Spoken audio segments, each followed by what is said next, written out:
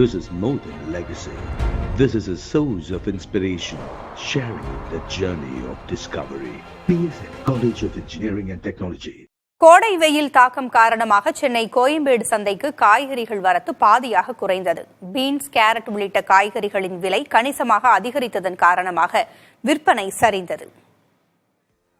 ஆசியாவின் மிகப்பெரிய மார்க்கெட்டுகளில் ஒன்றான சென்னை கோயம்பேடுக்கு தினமும் 7000 முதல் 7500 டன் வரையிலான காய்கறிகள் வருவது வழக்கம்.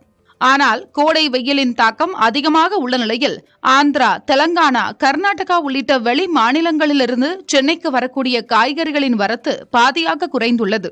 தற்போது கோயம்பேடு சந்தைக்கு 3000 முதல் 3500 டன் வரையிலான காய்கறிகள் மட்டுமே விற்பனைக்காக வந்தன. இதன் காரணமாக காய்கறிகளின் விலை கணிசமாக அதிகரித்துள்ளது.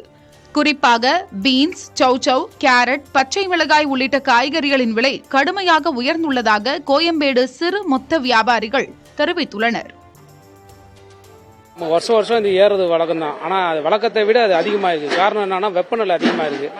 நம்ம நம்மளாலே இப்போ தாங்க முடியாத சூழ்நிலை இருக்கும். இப்போ பச்சை காய்கறி செடியெல்லாம் பார்த்தீங்கன்னா அந்த இடத்துல கருகி போயிடுது. சில இடத்துல தண்ணி இல்லாமல் கருகி போயிருக்கு.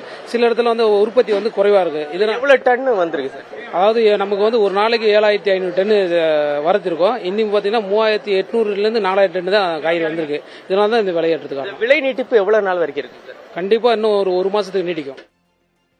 ஆண்டுதோறும் கோடை காலத்தில் காய்கறிகளின் விலை அதிகரிப்பது வழக்கம்தான். ஆனாலும் வழக்கத்தை விட இந்த ஆண்டு அதிக வெப்பம் காரணமாக விளைச்சல் குறைந்துள்ளதால் காய்கறிகள் விலை கணிசமாக அதிகரித்துள்ளது. இன்னும் 1 மாத காலத்திற்கு இதே விலை அல்லது கூடுதலாக விலை அதிகரிப்பதற்கான சாத்தியம் மட்டுமே உள்ளது என்கிறார்கள் வியாபாரிகள். This is more than legacy. This is a source of inspiration, sharing the journey of discovery. PSN College of Engineering and Technology.